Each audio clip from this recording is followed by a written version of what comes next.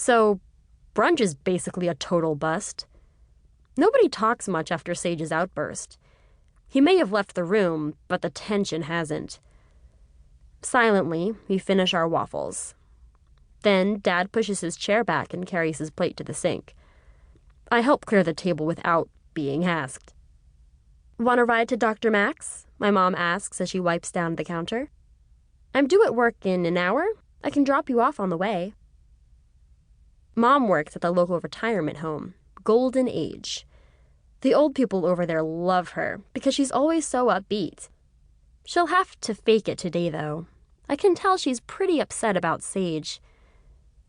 "Thanks, but I think I'll go for a walk," I tell her. "I'll bike over later." I need some time in the woods. That's where I go to relax, to think. "Okay," she smiles. "Oh, if you go to the creek, try to find some crayfish for the raccoon. And the turtles would love some mushrooms," I say. "I know. I'll bring a basket." I get a basket and my jacket. I grab my camera, too. On my way out the door, Poe flaps and caws for attention. "Not this time, pal," I tell him. I want to take some pictures, and he scares off the wildlife by cawing at the worst moments.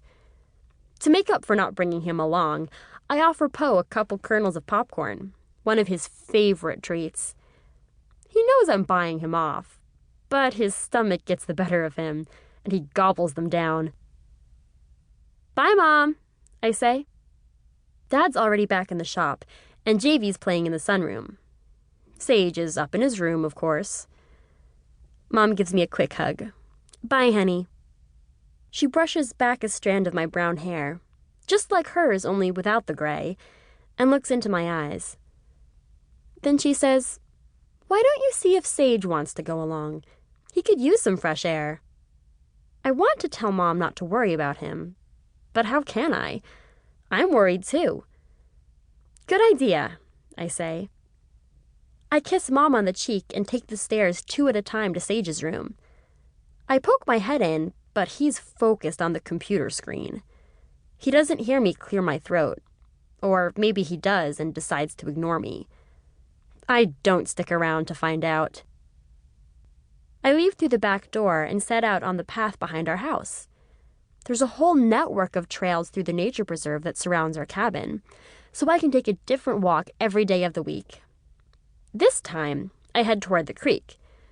There's something about the sparkling clear water splashing over the mossy stones that helps to clear my head.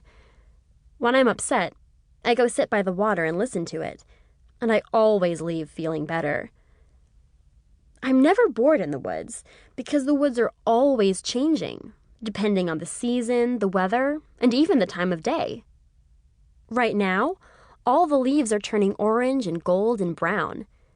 The fallen ones rustle beneath my feet as I walk along, and I can smell their earthy scent. I pick up a few of the prettiest ones and put them in my basket. I'll press them between wax paper to make decorations for our windows. Sage and I camped out here last summer, watching the stars shine through the pine boughs as we stayed up talking. We traded stories about school, and he told me what things were like when he was my age. Like how he declared himself a pacifist in 6th grade and got teased mercilessly. A bully named Stephen Bauer made it hard for Sage to stick to his principles, but Sage never took the bait. I was proud of my big brother for that. I wonder if Sage would be able to put up with someone like Steve Bauer today.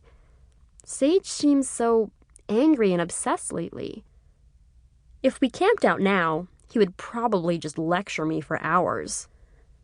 I take a deep yoga breath and let it out.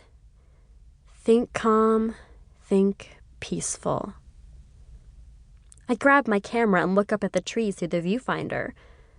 Their tall trunks rise into the sky majestically. I know they're just trees, but somehow they look old and wise. I try to imagine how the shot will look in black and white. That's the type of film I usually use. It's the best way to capture the lights and darks of the forest. You can really see the details of something when you don't have color to distract you. You see what's true. Of course, that might just be me being black and white again. Somehow, I don't feel like clicking the shutter just now. I let the camera drop to my side and stand still for a moment to soak it all in. It's so quiet. I can hear a woodpecker drumming away on a dead tree and 2 chickadees calling to each other. Suddenly, I hear another sound, a crashing noise coming from my right. I look over just in time to see a young deer leaping through the underbrush. Its white tail flashes as it bounds away, faster than I could ever run. I must have scared the animal when I moved. I wish I could call out to it, tell it it's safe here in the nature preserve. And I would have loved to snap the deer's picture, but it was moving way too fast for that. I walked down to the creek now and stooped to take a closer look at a tiny fern growing out of a rock. Mom and I are trying to learn to identify the different types, but I can't remember what this one is called. I take out my camera again and focus on the fern. Click. I'll look it up in our field guide when I get my pictures back. As I straighten up, I hear something else. A whimpering sound, very faint. I know that sound. It's an animal in pain. I listen carefully to figure out which direction it's coming from, then tuck my camera into my basket and start to run. I come into a clearing just beyond the creek, near an old apple tree that still blooms sometimes in the spring. The whimpering sound is louder here, but I can't tell where it is. Then I look down near the base of the tree, and I gasp. There's a wolf lying there. No, that can't be. There are no wolves in these woods. I take a closer look. It's a dog, but the shape of his head and his thick, shaggy coat make him look like a wolf. This dog is in trouble. His beautiful coat, shades of cream, tan, and gray tipped with brown, is dull and matted. And he's so thin I can practically count every rib. I can see the way his panting makes his chest rise. At least he's still alive. I approach him carefully, trying to see if he's wearing a collar. "Are you okay, boy? What happened?"